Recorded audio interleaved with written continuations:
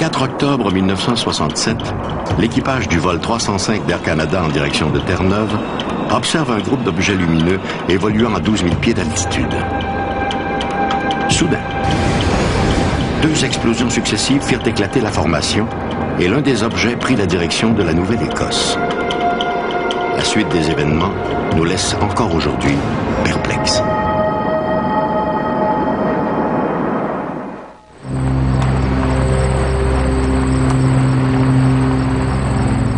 En cette soirée du 4 octobre, vers 23 heures, Laurie Wickens et quelques amis roulent en direction du petit village de Shag Harbour, en Nouvelle-Écosse.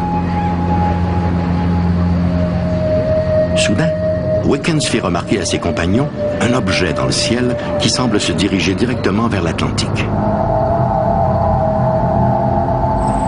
Intrigués, les jeunes décident de se rendre jusqu'au promontoire de Irish Moss Plant afin de mieux observer l'objet. Arrivés sur place, Wickens et ses compagnons constatent que l'appareil perd de l'altitude. Il se trouve à 300 mètres du rivage. Les lumières ambres visibles plus tôt autour de l'engin font maintenant place à une sorte de phare qui tourne. L'appareil finira par se poser sur les flots. Croyant qu'il s'agit d'un avion en détresse, Wickens décide de se rendre jusqu'à Woods Harbor, d'où il pourra prévenir la GRC, cantonnée à Barrington Passage. En 1967, il y a eu plus de 300 observations d'OVNI rapportées aux autorités militaires. À cette époque, c'était l'armée de l'air canadienne qui enquêtait sur ces incidents.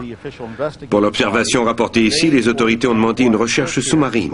Si l'on remet ça dans son contexte au Canada en 1967, il y a eu 9 cas qui ont fait l'objet d'une enquête gouvernementale. Shag Harbour est le meilleur d'entre eux. Au bureau de la gendarmerie, c'est le caporal Victor Werbicki qui prend l'appel. Malgré l'aplomb du jeune Wickens, Werbicki reste indécis. Et s'il ne s'agissait que d'un canular de fin de soirée? La voiture de la GRC est arrivée à toute vitesse avec ses gyrophares en marche. La première chose que nous avons pensé, c'est qu'un avion s'était écrasé. Nous avons sauté dans nos voitures et suivi celle de la GRC jusqu'au Irish Moss Plant.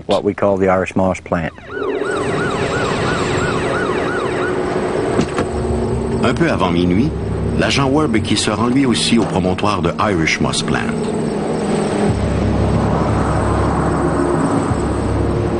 Wickens n'avait pas menti. Quelque chose flotte bel et bien à la surface de l'eau, mais pour combien de temps encore? Lorsque nous sommes arrivés sur les lieux, il y avait déjà une voiture de police. Nous sommes restés là à observer l'objet pendant 4 ou 5 minutes. Puis la lumière s'est éteinte. A-t-elle plongé sous l'eau? Est-elle allée ailleurs? Je l'ignore. Cette chose a disparu sous l'eau, ou bien de son propre gré, ou bien parce qu'elle a coulé. À ce moment-là, personne ne pensait à un ovni. On croyait plutôt qu'un avion s'était abîmé en mer. On s'inquiétait sur le sort des survivants ou s'il y avait des victimes. La GRC a alors réquisitionné 2 bateaux de pêche pour aller voir s'il y avait des survivants ou des débris, quelque chose du genre.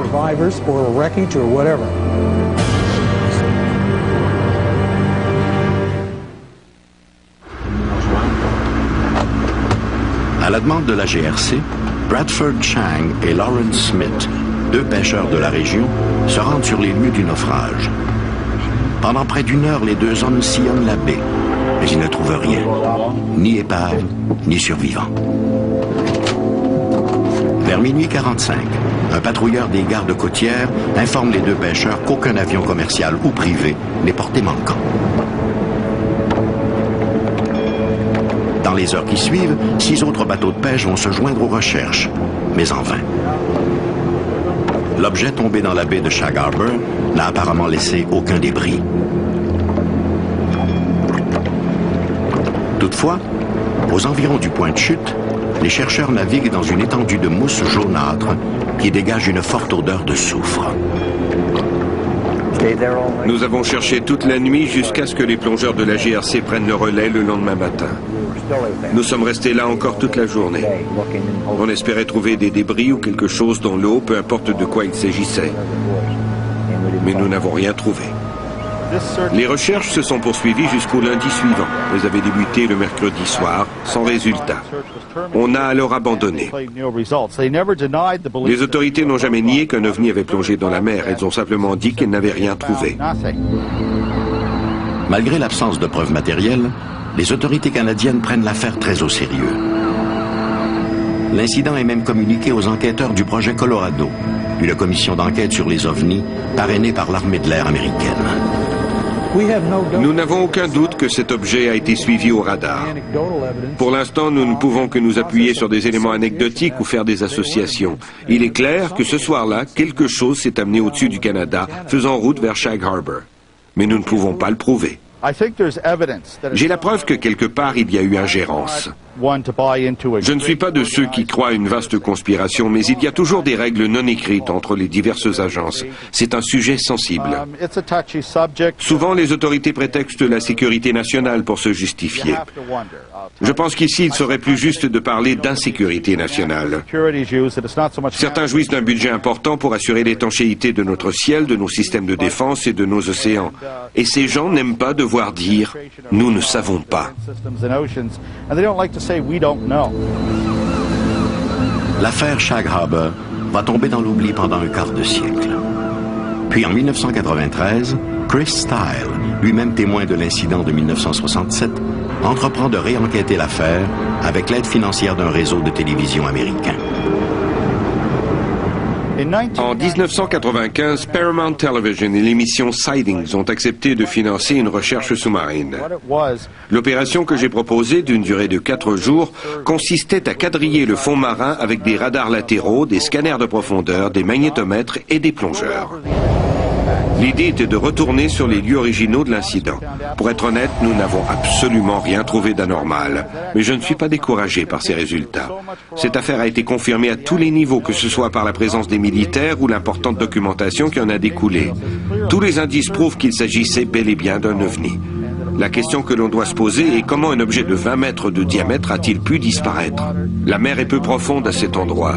Pourtant, l'objet n'a laissé aucune trace. C'est un mystère. C'était il y a 35 ans. Mais pour moi, c'est comme si tout cela était arrivé hier soir. Je n'ai rien oublié. Tous les détails de cette soirée sont encore frais à ma mémoire. Je ne sais pas ce que c'était. Personne ne me fera dire qu'aucun objet ne s'est posé sur l'eau parce que je sais que c'est vrai. Les policiers de la GRC l'ont vu. De 12 à 15 personnes l'ont vu aussi. J'y étais avec mon père et mon oncle. Nous savons que quelque chose s'est posé sur l'eau. Mais quoi, nous l'ignorons.